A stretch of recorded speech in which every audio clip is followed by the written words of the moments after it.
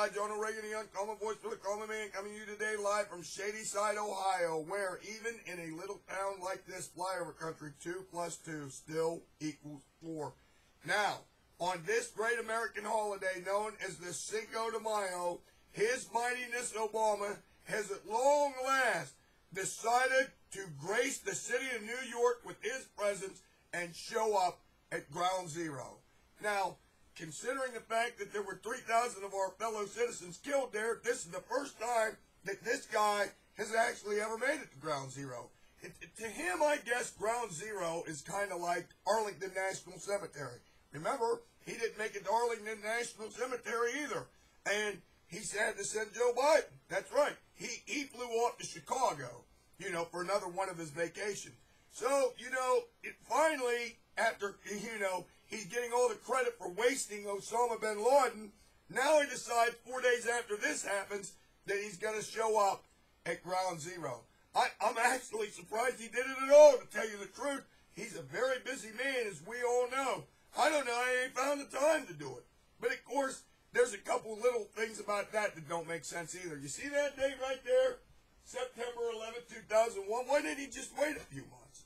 He could have gone up on the 10th anniversary of the attacks and gone up there and seen all the people. But no, not him. He has to wait just 4 days and rush up there, and he only met with the families of 53 of the people that were killed there. 53, and there were 3,000 killed. What did he do? Check their birth certificates before he visited with them, and he finally makes it to Ground Zero. I can see it now. He's got his BlackBerry.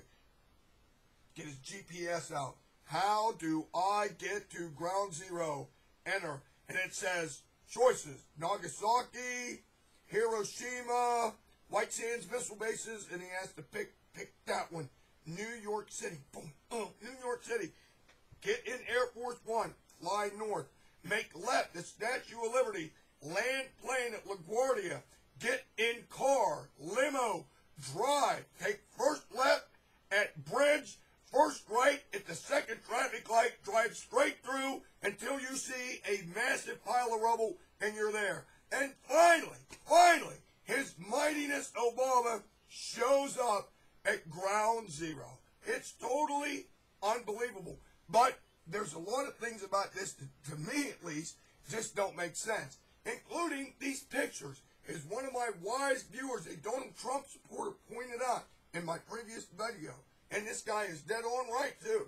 He says when Obama had the opportunity to release the pictures of the alleged atrocities being committed by American troops in Abu Ghraib in Iraq, he couldn't wait to do it. There was hundreds of pictures just released, so we can all see the atrocities committed by American military personnel. But then, when we actually do something good, like waste this guy, he won't show us the pictures. Now, I still believe that we shouldn't show the pictures.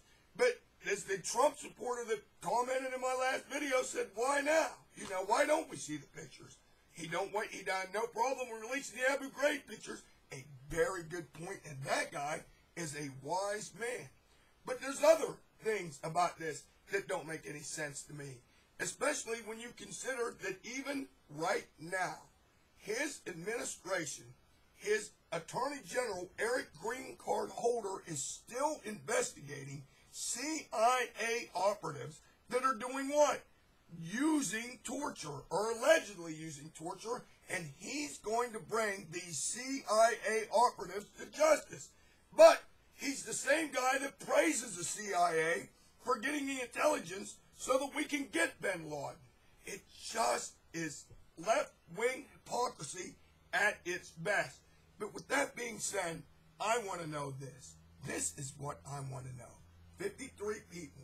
He could have waited a couple months, few months, and seen all the people. Been a big hero, but no, only 53. Now, what do you want to bet?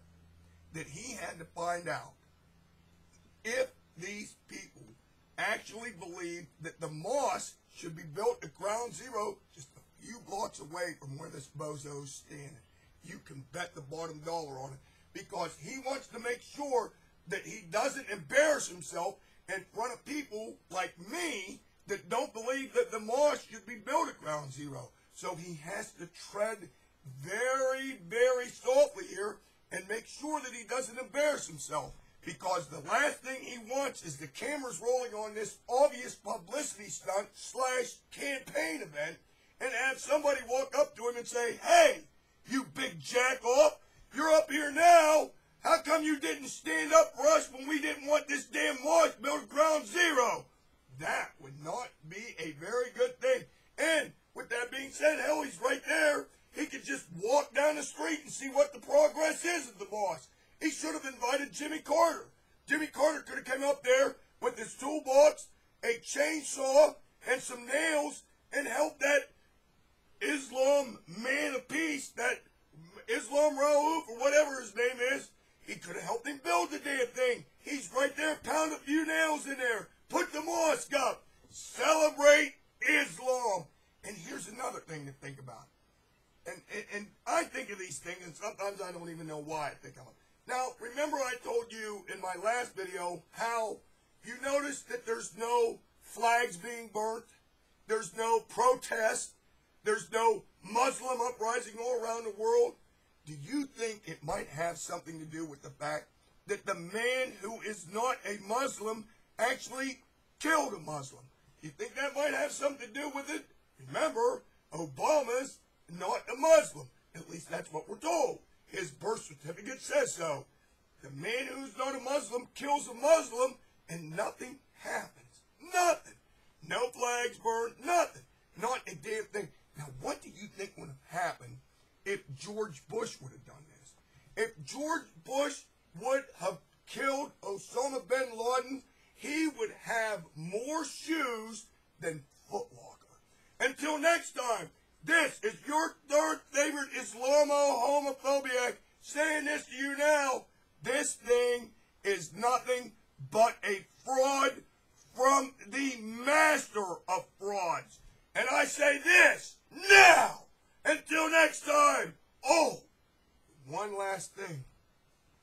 It may interest you to know that I have been left in Osama bin Laden's will. I never even knew I was related to him. But apparently, it's the Cinco de Mayo, and can you indeed make my blue eyes brown? Until next time, over and out.